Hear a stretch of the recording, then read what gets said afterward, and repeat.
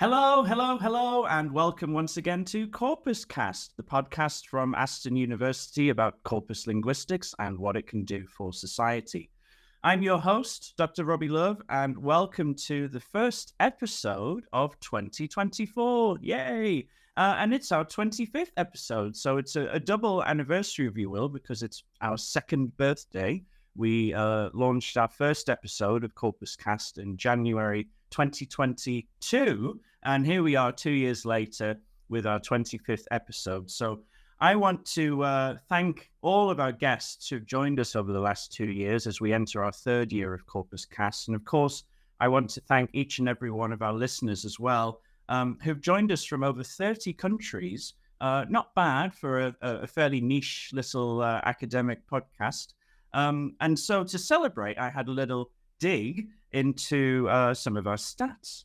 And over 80% of you listeners joined us for the first time in 2023, which of course has been our second year. So that's a pretty good sign, I think. And you've been going back and listening or watching us from the very start. So welcome and thank you. And we hope that we have a lot more new listeners and viewers joining us as we enter 2024 as well. So happy new year. And we're kicking off 2024 with a bang. As I finally pinned down a guest that I've been hoping to have on CorpusCast since the very, very beginning. And he's been a little bit hard to pin down, but we've got him eventually. And I'm very excited about it because I think it's going to be a really interesting episode. We're going to be taking a deep dive into the story of AntConc, one of the best known and widely used and freely available corpus tools, AntConc. And of course, who better to tell us all about AntConc than its developer, Professor Laurence Anthony. Laurence is a professor in the Faculty of Science and Engineering at Waseda University in Japan, where he is the director of the Center for English Language Education in Science and Engineering. And apart from corpus linguistics, his research interests include educational technology, natural language processing, and genre analysis. And for over 20 years, he's been developing educational software for use by researchers, teachers, and learners in corpus linguistics, including, but certainly not limited to, of course, AntConc. And so I'm really, really pleased that Laurence has accepted my invitation to join us to kick off our third season of CorpusCast in 2024. So without any further ado, please welcome to CorpusCast, Professor Laurence Anthony. Hello, Laurence. It's great to see you. It's great to see you too. Thank you for inviting me onto the show. And I'm sorry it took so long for me to get here, but I am really happy to be here now. Well, I'm very grateful for you coming on, very grateful for your time and very excited to get the chance to learn more about the story behind you and your work, and of course, perhaps what you're best known for, or one of the things you're best known for, being AntConc. And so I'm excited to take a dive into the story. But I want to know more about you before we move on to AntConc. So let's sort of go back to the beginning, so to speak. Not all the way back to the beginning. We're not going to get the day of your birth, but close enough. So when did you first become interested in language? Well, I've got to kind of reveal that I actually didn't really like language at school. There's one of the things I really didn't want to do. As you know, in Britain, we have to study languages in secondary school. And I was forced to study French and German, and then also forced to study Latin. And I didn't like any of them, and I dropped them as quickly as I could. So throughout my school life, I really didn't have any interest in language at all. I always associated myself being a scientist, and maybe more precisely an engineer. As a kid, my dream was to be an astrophysicist. That's what I wanted to be right from really when I was too young to even know what an astrophysicist was. I wanted to be one. So at school, I dropped all languages, and at high school, I studied mathematics, physics, chemistry, and electronics. I went to university and studied mathematical physics, And my dream at that time was nothing to do with language at all. I wanted to develop a fusion reactor, a nuclear fusion reactor, and change the world. Oh, This new energy source that would make everybody happy, make the world a better place. So, and have they? It's a very ignorant question. Has someone else done that since? Is that a thing now, or are they still working on that? People are still working on it. So maybe it was a good decision to not go into that, because I would be working for 30 years plus and not getting any results. But actually, recently, there's been a lot of good research and some major steps forward in developing fusion reactors in Europe. So there's some positive signs there. But to come back to your question, though, I became interested in language really kind of by accident. When I was at university, I met some scientists from Japan, which is why I'm actually here now. But I met some scientists from Japan who were in, and their English level was really, really poor. And I was trying to talk to them about science and engineering. And I realized at that time that, even if you're a good scientist or an engineer, if you don't have an ability to communicate what you're doing, you're not going to be able to be successful. And that kind of changed my idea about my life in many ways. I thought, okay, maybe actually I don't need to change the world myself. I can maybe facilitate somebody else's work, through communication and helping them communicate what they want to do. And that's what really got me interested in language, the science communication. Okay. Yeah. And so when did you, because you studied in the UK and then you moved to Japan, but then you were still studying in the UK after you'd moved to Japan, right? So when did you move to Japan and tell us, talk your sort of academic career before you got to Waseda? So it's a little bit complicated, but I basically went to Japan for a few times. I went for a holiday once, and I met the people I just mentioned before I went to Japan. But then I went to Japan for a holiday, kind of a holiday, kind of just experience trip. Decided that this is really where I can find my goal in life. So I finished my university studies at University of Manchester Institute of Science and Technology, or UMIST, doing mathematical physics. I went to Japan. And then I started teaching English, basically, initially, meeting people and so on. But then I decided, okay, if I really want to help people, I need to get basically into university and do that kind of work. So I went back to study. I did a distance master's in TEFL and TESOL at the University of Birmingham. And then I continued and did not really a distance degree, it's called a modular PhD, but I did a modular PhD also at the University of Birmingham while I was working. And while I was working, I also found my first job, which was doing science communication in a science and engineering university in Japan. So I was basically working in universities while I was doing my master's and PhD, which is a very lucky thing to be able to do. So I would. Go ahead. Go on. No, so I was working in the Okayama University of Science and Engineering in the west of Japan while I was doing my master's and my PhD. I finished my PhD, and then I got an offer to come to Waseda University to set up their science and engineering program. So science communication in English for the Faculty of Science and Engineering at Waseda University. And then I moved in 2004, and I've been here ever since. Oh, that's right. And almost 20 years now. Oh, right. Wow! I won't tell you what I was doing in 2004. I'm an old man, Robbie. I'm an old man in the field. You've got plenty of stories to tell. So, at what point did you specifically get into corpus linguistics? Then, I'm trying to sort of get a sense of at what point did you fully make that transition from the STEM background, if you will, more of the hard science, into corpus linguistics, and I suppose I'm interested in how much of the scientific background that you had has informed the kind of work that you've been doing in corpus linguistics. Okay, so I wouldn't say I've ever transitioned into corpus linguistics. I actually feel that my identity has always been the same, and I still have that mission, not to develop a nuclear fusion reactor now, but to this supporting of scientists and engineers to communicate well, especially in terms of writing.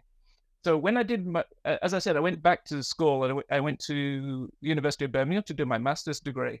And when I was doing that, we have a range of different courses, and one of those courses was CorpusLinguistics, and it was run by John Sinclair, one of the very founding fathers of CorpusLinguistics, and it really blew me away because I was doing a lot of these new courses in humanities, and I felt that these humanities courses, they're not so objective, they're not so quantitative, but CorpusLinguistics was different. It was almost like a scientific way of looking at language. I really, really connected with that approach. We're using computers, we're getting language, we're counting tokens and so on, making, observing the data, interpreting from the data. It really connected with me. And that's really how I got interested in CorpusLinguistics as a method that I can apply to my goal, which is to help people communicate better. So is that what you would say? Is that what you would say CorpusLinguistics means to you then? Yeah, it's a methodology that you can apply to make interesting, important findings about how language is used. And it can be applied in different areas. And I'm interested in science communication, so I would apply that methodology to the analysis of research papers, for example, or presentation language, and see how people write and what people say. And then I can inform my target audience, which are scientists and engineers who are trying to publish or trying to give a good presentation. I can tell them what the top people in the field do. That's incredible, really. So we're going to chat, of course, about AntConc, which is kind of the main focus of the episode. But what's really interesting is that from my perception, and perhaps the perception of quite a lot of others in the field who are not specifically working in science communication or science and engineering, sort of perceive you as being probably mainly through AntConc, providing a general purpose tool that can be used for all sorts of applications in CorpusLinguistics, and so it's interesting that the way that you still talk about your own identity, it's not really kind of in that area of sort of providing a general corpus linguist, but Rob, you're still if there are kind of other applications kind of incidentally that others find useful with the tools that you make, then that's great, but you're not necessarily making them for that purpose solely. But Rob, you're still interested in your area of science communication. Oh, right? Absolutely. Now, because the user base of my tools is quite wide, I do have to consider other people. But when you're developing software, the first thing you have to think about is like, how are you going to use it? If it's not useful for yourself, then you've got a major problem. And I use this software, in all my teaching. So if it doesn't work for me, then it's going to be not working for other people too. So yeah, my identity is still basically the same as 20 years ago. And I'm using Corpus tools. I happen to use my own, but I'm using Corpus tools to basically understand how people communicate in science and engineering in a written form and in a spoken form. And I teach that to the students. Let's go back then. You said 20 years, and we're going to go back just over 20 years. From what I can, I was not an active corpus linguist at the time, but from what I can see, the first version of AntConc 1.0 or 1.0, would you call it? Yeah, 1.0. 1.0. Yeah, was released in 2002. So that's right. Now we are, of course, as the time of recording, yes, it's definitely January 2024 right now, isn't it? Yeah.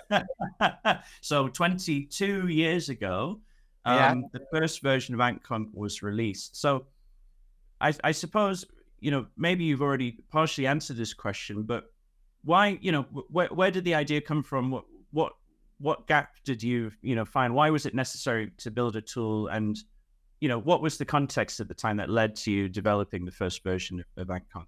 Okay, so this is kind of a kind of odd story, but I had no intention of building AntConc, really.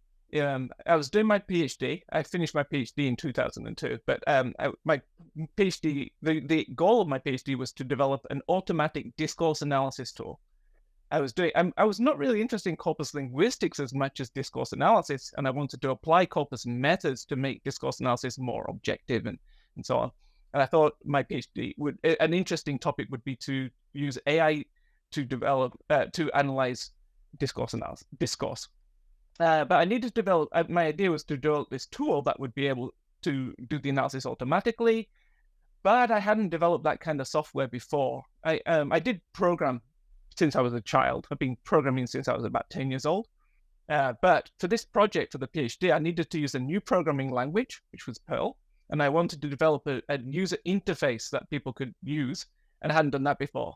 So I needed to practice, and I thought, okay, what can I practice on? How can I practice my coding?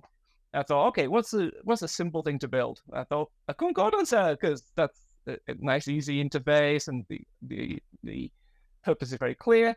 So I just played. I played, and I built a little corpus tool, and it just so happened that I built it in Perl, which could then be used in Linux, on Linux machines, on Mac machines, and on Windows machines. And my friend, my good colleague, Judy Noguchi, here in Japan, happened to be teaching a class in a Linux lab. And she said, like, there's no tools around for doing corpus work, this data-driven learning in a Linux lab. She knew about Wordsmith's tools, of course, and AntConc Pro at the time, but they were on Windows machines. And she said, like, do you know anywhere where do you know any Linux Linux software for concordancy? I said, I've just made one. It was as practice. So I compiled it for Linux, and I sent it to her. And that's the history. That's the start of it all. Yeah, it was by accident almost. So what did it look like? This first version. What could it do? What was the functionality? So if anybody's interested, any of the listeners here are interested, you could go to my website now and go to the AntConc previous versions, and you can go right back to version 1, and it will still run today. So please try it out. But great. Basically, it is just a concordance. Version 1 is really just a very basic concordance tool. You type in words and you get the quick concordance lines coming. And that's all it did. The very first version is very simple. Yeah. And so it sounds like it was not at all the intention, woke up one day, go, I'm going to build a tool that, lots of corpus linguists are going to use, and I'm going to publish it, and I want to, spread it and get people around the world.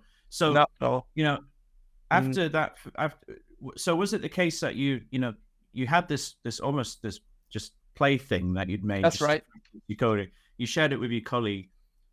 How long was it before you actually publicly, released the tool for anyone to use? Well, I did because I had a server and I had a domain. I was able to give it to that colleague through the internet. So I did upload it straight away. So I uploaded it. And it's a funny story with this because I uploaded it initially with the name Conc, because I thought, concordance a conc. We had monoconc, and I thought conc, and I uploaded it, and I suddenly found that there's actually another tool called Conc already there online.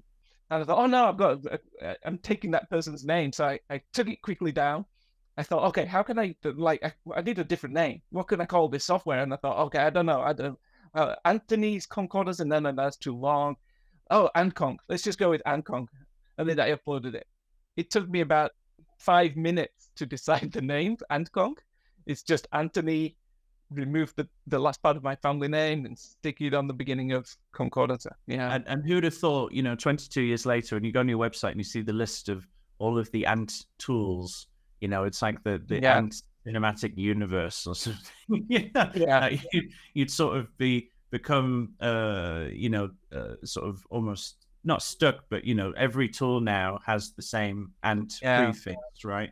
Oh, no, not quite, not always, but I know. Almost every time. That's right. Mostly, right. Yeah.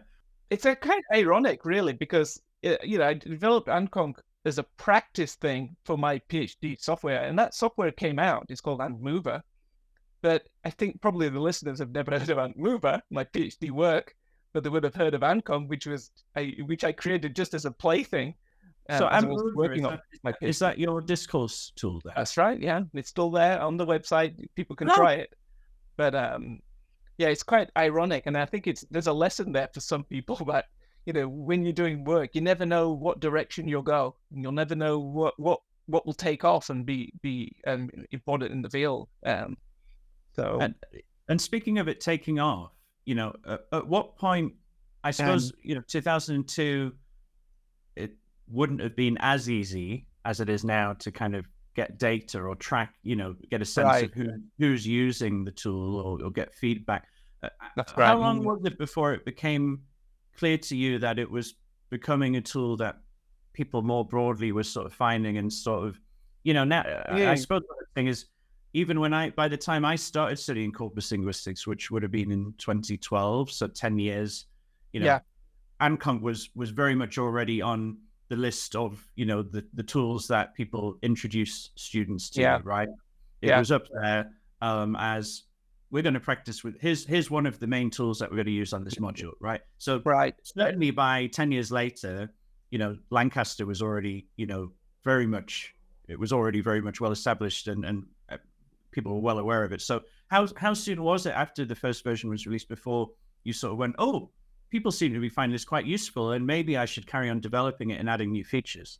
Well, it's interesting that I never really set out to develop a tool that people would use. I uploaded it onto the internet and I didn't really track it at all. And for many years, really. I did, I've got a server, so I can see logs and so on of the downloads, but I never really followed it. And it's interesting that you say 2012 is when you first saw it, because that was probably the year when I first noticed it was being used quite a lot. So maybe it was I didn't track anything until 2012. And then in 2012, there was a TALC conference in Warsaw, Poland. And as part of his plenary talk, Chris Tribble did a survey of the tools that people use in the field. And he asked, I think, 800 or so people, what tools do you use in Corpus when you are using Corpora? And the number one tool was Wordsmith tools, equally with AntConc. They had the same percentage of people using them. And then there was other tools going down the list a little bit. It really struck home to me then. It's like, oh wow, people are actually using this tool, and I didn't really notice it until that point, until that TALC conference, which is probably the same time that you were first introduced to it. Yeah, so that was when I started noticing that people are using it even beyond just in classroom use for technical writing, for example. Yeah, of course, I got emails from different people over that time, and probably increasingly, an increasing number of email requests and comments and so on. And I never really took that as like growing to the extent that it was the most popular tool in Corpus work. Yeah, I was going to ask about, again, similarly, at what point did you notice that it was not just being used for what you had developed it for, which sounds like essentially as a data-driven learning aid. That's right. And we're going to hear a lot more about data-driven learning in our next episode, because in our next episode we have Peter Crosswaite talking about his research in data-driven learning. Right. But it was, again, by the time I started studying corpus linguistics, it was not introduced as this is a tool for data-driven learning. It was introduced as this is a corpus linguistics research tool that you can use to analyze your corpus data.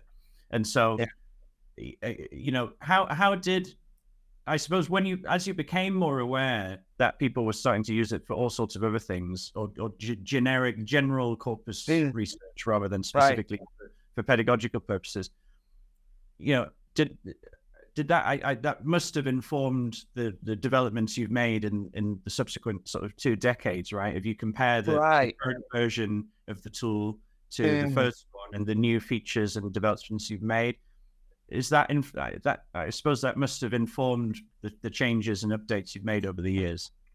In some ways, yes, but I would say that I still want to keep the core, the foundation of the software. The unique identity of AntConc is that it's supposed to be easy to use. And as you go towards more advanced features and functions, you end up creating a tool that actually can be quite difficult to use for many people. So if your target audience are students in the classroom who maybe have never heard of CorpusLinguistics, teachers in the classroom who are really just wanting to use a tool for analysis, then if that's your core audience and you build powerful software for that audience, then hopefully people in CorpusLinguistics who want to use it for research can also use it and be happy. So there is a balance between these, because certainly there are needs of corpus linguists which are different from teachers in the classroom using it for a pedagogic purpose.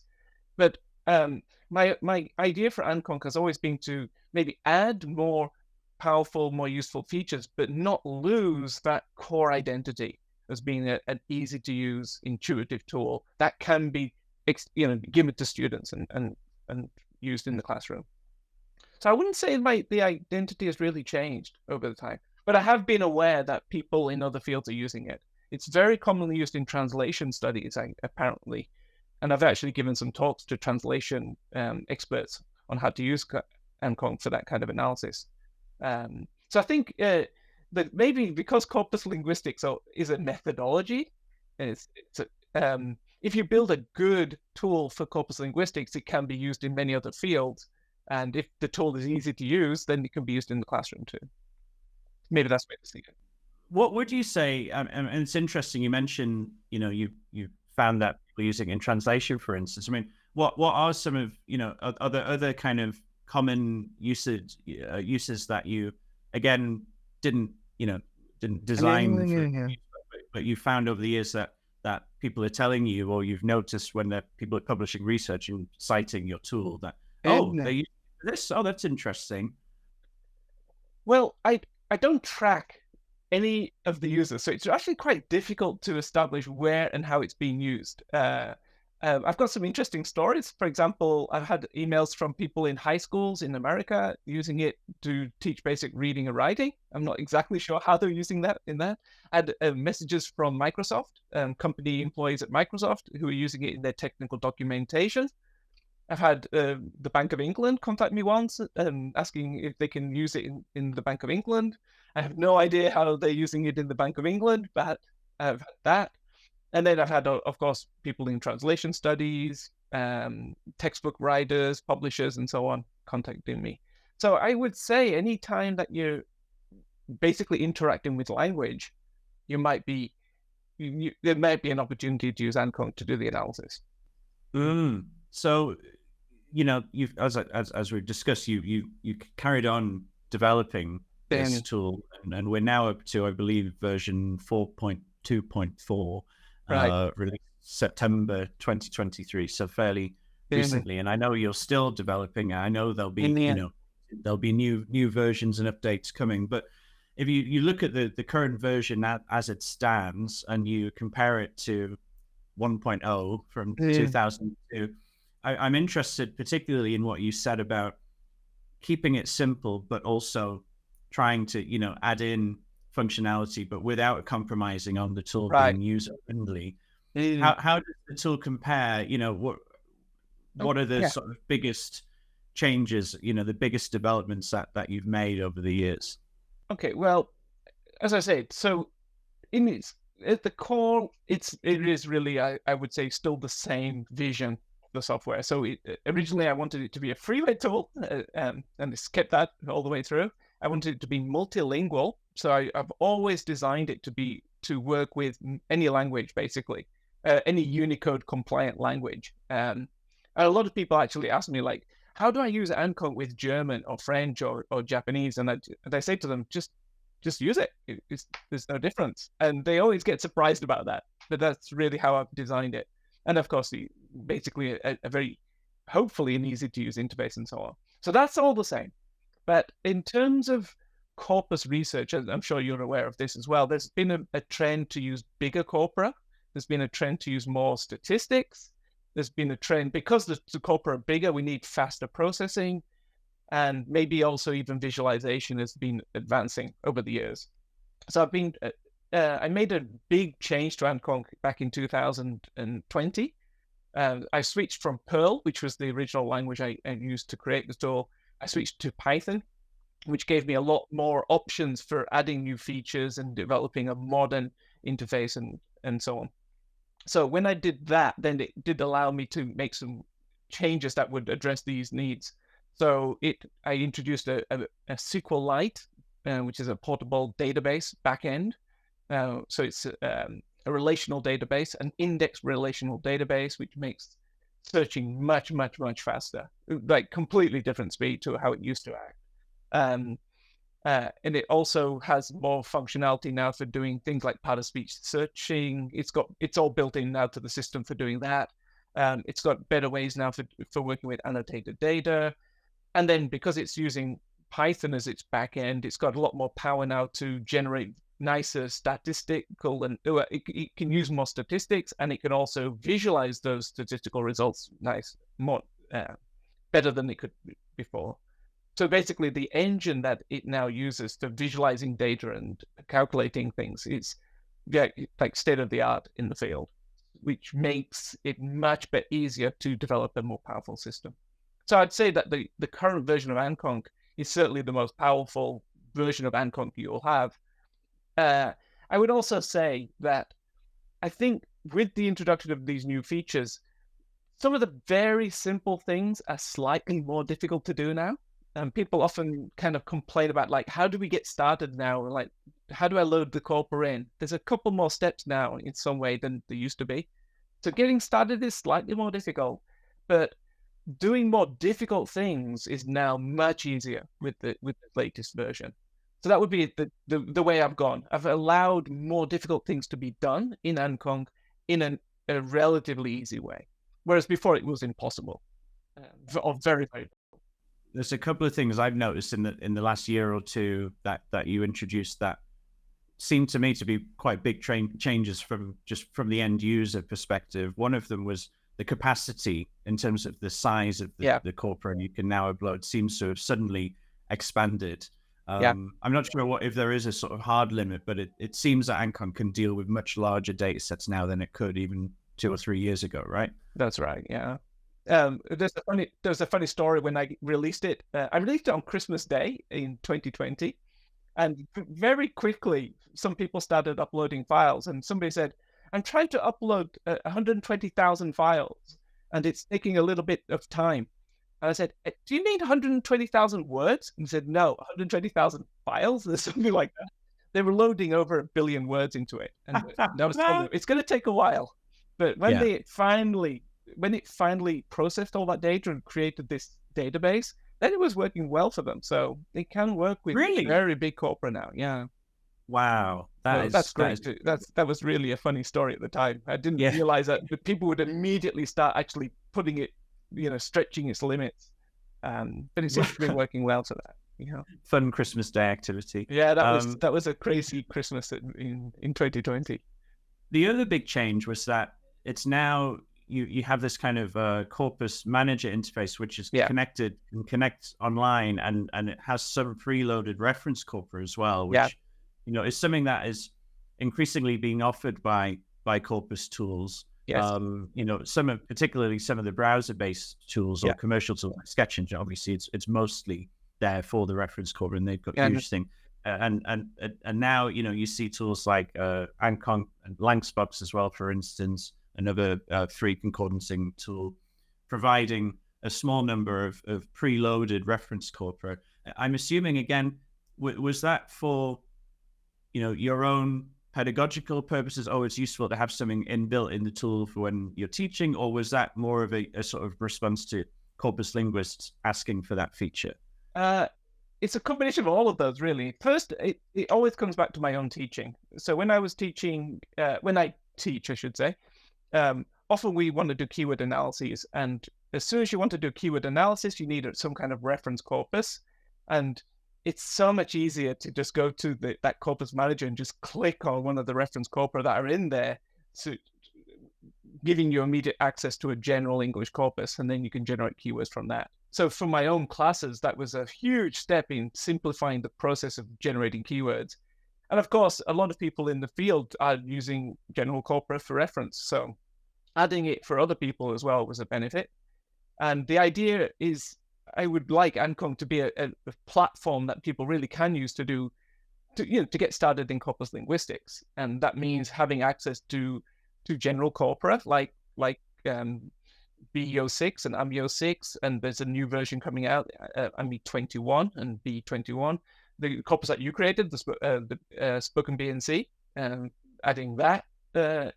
And then also adding maybe the ability for other people to upload their own corpora into the repository. So for other languages, like Japanese, Chinese, Korean, or European languages and so on. So I really want to create I wanted to create a platform that would allow people to be able to upload whole corpora, not lots of files, just a corpora as a single file, as a database, and then be able to use that in their own work. So now with that corpus repository, it's very easy to just upload corpora, give corpora to other people, exchange corpora, because it's just a single file database. I quite like that design. So we're talking about some future developments, I suppose. So I want to ask if there are any other future developments that you're able to share. I appreciate that you may not be able to give many details, but recently, for example, I saw you gave a paper at a conference, and you were talking about integrating AI, essentially, generative AI technology into AntConc and the sort of the future potential for that sort of integration for CorpusLinguistics more broadly. So I'm assuming that is an upcoming feature that will be coming at some point soon, right? That's right. Well, first, what I was just talking about just now with the ability to upload corpora, download, and share, that's already part of AntConc. That was introduced in 2020. But the next big feature will be the integration of AI. I've already presented, as you just said, I've presented it already, and it's just about to come out, hopefully, maybe by the time this podcast goes live.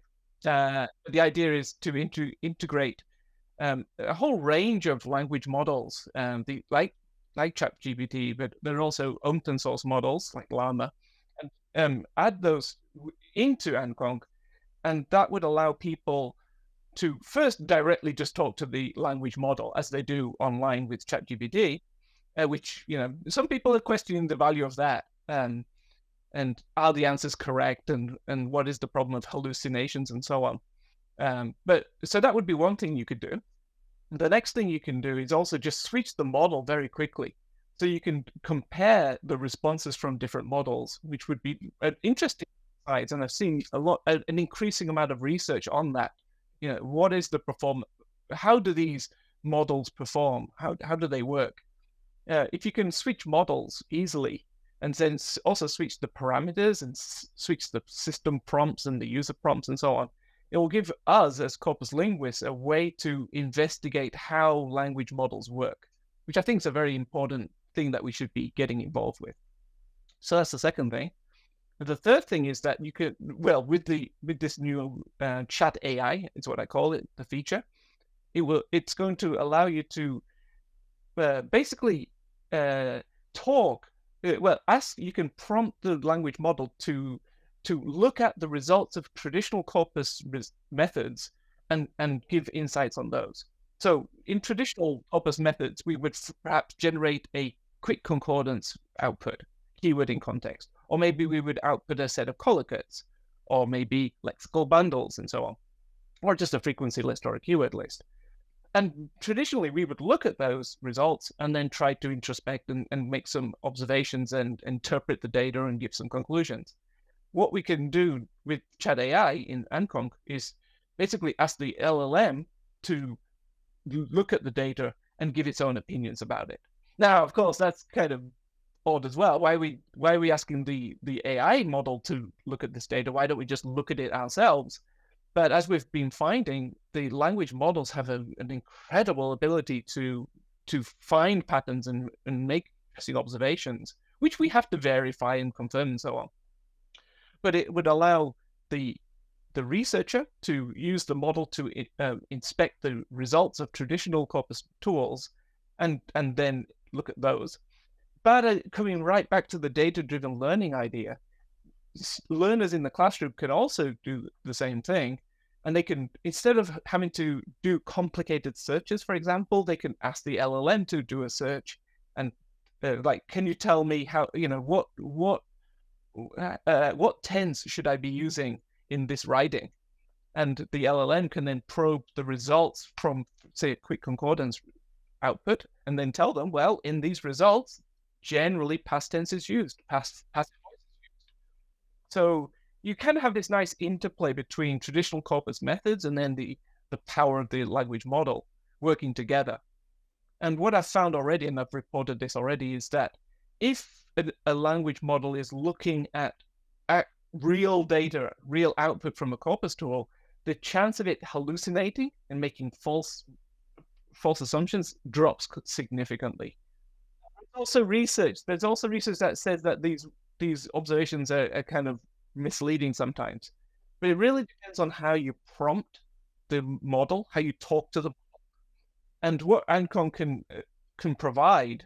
The idea is to provide some well-tested prompts, so you have a prompt list as well, and you can also build in some sensible system prompts and so on.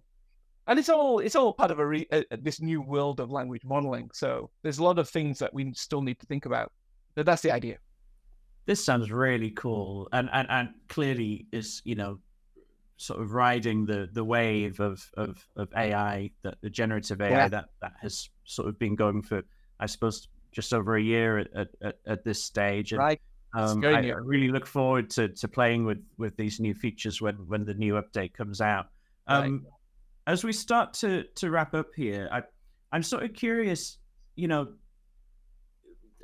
going back to what you said earlier about it was never the intention for, you know, AntConc to have the role that it does now in terms of the broader field of corpus linguistics outside of your own sort of interests in teaching with the tool, for instance. And clearly there are a great number of tools now that are available to researchers, many of them free, and many of them offer, at least at their core, a set of very similar functionalities, you know, concordancing, collocation, keyness analysis, word list, etc. And then they might have additional sort of more unique sort of bells and whistles on top, but at their core, they all more or less offer the same-ish basic functionalities. I suppose I'm interested in, in your perspective, do you feel a sort of competitive nature? You know, do you feel yourself kind of wanting everyone to use AntConc and, you know, not other tools? Or is it more just, I'm making this for me, and if you want to use it, that's great. If you don't, I don't care, because I've made it for me predominantly.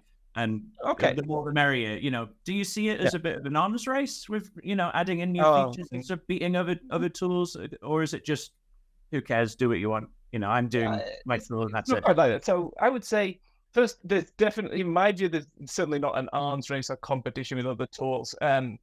I was way back in 2002 when I created the tool. You know, I was looking at the time. I knew about Wordsmith tools by Mike Scott and MonoConc Pro, Mike Barlow. And I was inspired by those tools, and I've had a very nice relationship with Mike Scott since the beginning. He was actually my external examiner for my PhD. And you're talking about these core functions in corpus tools. I think they're all being inspired by Wordsmith tools, and certainly mine tools have, and maybe even MicroConcord before that. So I think that if people look at AntConc, they probably think of Wordsmith tools as its direct competitor, but I know that Mike Scott, it doesn't feel like that, and we're always talking about software development and how we can make things better. There's no competition at all in that way.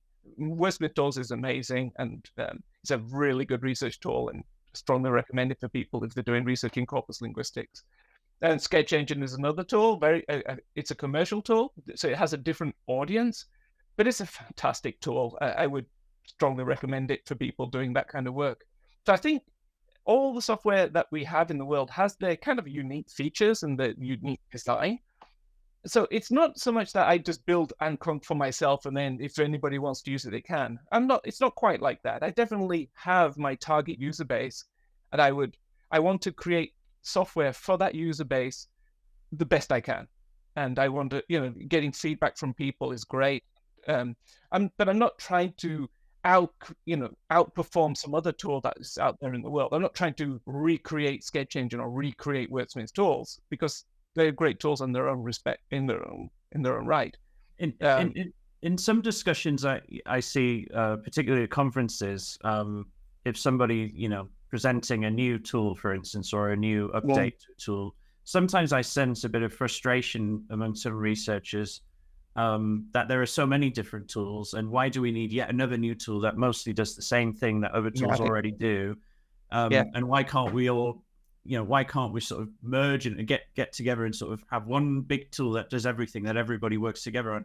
Do you sort of sympathize with that frustration, or do you think it's right that it is essentially a free market, if you will, where anyone can develop anything, and we have lots of different tools, and people should just be choose the one that they use? Or do you feel that there are kind of too many tools, maybe, or that it's maybe a bit confusing for someone who's new to corpus linguistics to kind of know what they're supposed to? I definitely I understand that concern, because, for example, with concordances, every project seems to create a new web-based concordance for their own corpus, and that can be frustrating for a lot of people, I think. And maybe that's why people are migrating towards Sketch Engine, which has a huge number of corpora and with a unified interface. And in some respect, I kind of do want to recreate that kind of experience as a desktop tool with AntConc, where you can go to that and it has all the core functionality and all the corpora, and you can stay in the world of AntConc and do your work. But I do understand also that if in the world everybody has their own preferences and what they like and what they don't like. So I think from a user's perspective, I suppose it would be good for people to look at the software and maybe read the very beginning guide and get a kind of understanding of the vision of the software that the creator has. And I think if you read how these software tools work, you will quite quickly see a different vision for these tools. So I can definitely talk about AntConc's vision, which is an easy to use, intuitive, but powerful general purpose corpus analysis toolkit for multiple languages across all the operating systems. So if you're a user and you think, oh, I might be in a Mac room, or I might have students with a Mac or a Windows computer, and maybe I'm going to be using other languages at some point, then it's probably a good choice. Yes. Yeah. That's the way to think about it, I think. That makes sense. I agree. Having one tool that everybody uses may be limiting, in the sense that, as people say, or sort of almost all the time at conferences, particularly, you shouldn't be limited by what the tools can do, but you should do what you need to do for your research, and if the tools can't do it, you'll have to find some other way. But in practice, obviously, a lot of corpus linguists are, they're not proficient in programming languages, and they are literally limited by what the tools are for. So maybe having choice is a good thing. You're more likely to maybe find what it needs to do for you. As we wrap up now, I want to move to our final section, which is our quick questions. And there are so many questions that I would love to ask you, but I will keep it to just 3, and we'll see how we do. So the first quick question, if you're ready, as I always say, we'll see how quick the answer is. Okay, I'll try to be as quick as I can. This is a yes/no question to begin with, actually. So, question 1: is research in corpus linguistics living up to its potential? I can only answer yes or no. So I would say no. No, okay. I mean, I'm breaking my own rules here, but I kind of want to ask why. So go on. You can elaborate if you like. Okay, so the idea, from my view, that corpus linguistics is supposed to be this scientific, objective analysis of language, whereas what we actually find is that people create corpora in many, many different ways. Some are representative of the target domain, some are pretty loosely related. Sometimes it's completely unrelated, where people still use it. And when they do the analysis, they kind of look into the results and see what they want to see sometimes. So keyword analysis is a good example. When you generate thousands of keywords, it's then quite easy to go through that list of keywords and fish for the results that you want to see. So I think that's one of the weaknesses. And the other is, I feel that it's so focused on description of the corpus that is in front of you, describing the corpus, the model of language that you've created, that it's easy to forget that you really need to be predicting what should be happening in the real world, and producing useful applications of the results, not just description of the model. Wow. I mean, That makes sense to me. I mean, there is a role for description, surely, in some areas. Yes. If description is the application, right? Like, I wouldn't say that. lexicography, for instance, isn't Yeah, that in that sense, yes, I would say that would, for lexicographers, when you're trying to build a dictionary, which is a description of language, that's great. But I don't think corpus linguists really see themselves as just describing a model of language. No, I think they're trying to understand the world. So would you say that, I mean, we're going completely off script here, but it's very interesting. I want to ask more. Would you say that most corpus linguists are really applied corpus linguists in the majority in that sense? I don't really know how to distinguish between applied and fundamental corpus linguists. Yeah. But I'd say that a lot of corpus linguists' primary goal is to describe the features that they see in the corpus. But what the ultimate goal should be is to create a model of language through description, perhaps, and then make predictions about the world that we live in. Oh, okay. So there's kind of a missing final step where the findings are presented as here's what's in the corpus, and isn't that interesting?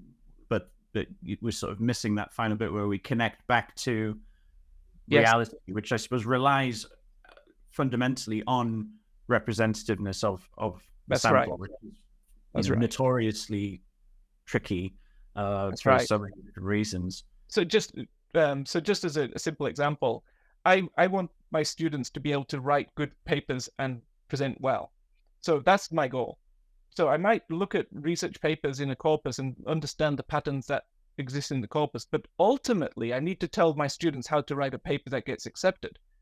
So I need to take those results from the corpus and apply them in the real world and tell my students, if you write in this way, you're more likely to get accepted.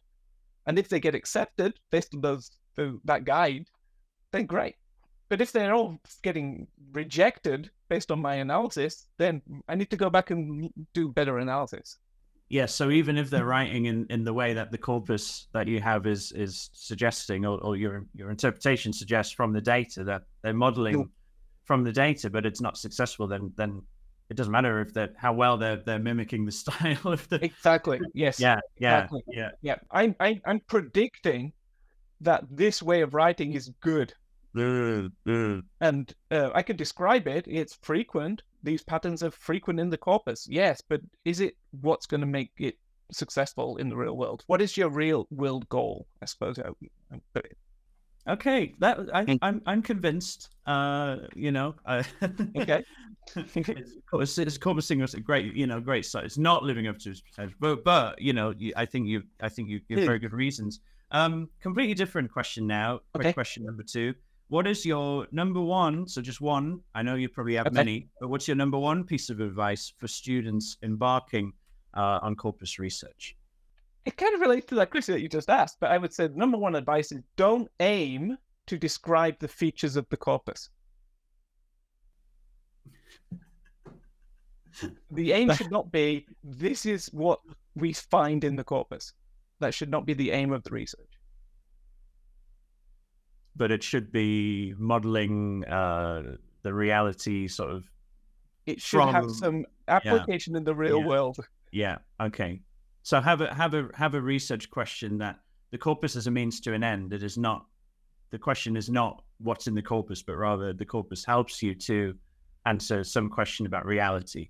That's right. Okay. You did a lot of work on the spoken BNC, so you're looking at how people communicate in the real world. So how should we, introduce ourselves to other people? Well, in the corpus, we see this, and we see this, and we see this, and we see this, and we see this, and we see this. Yeah, great. But so what should we do? Yeah. That's the kind of idea. I think it's really interesting because I think this perspective. I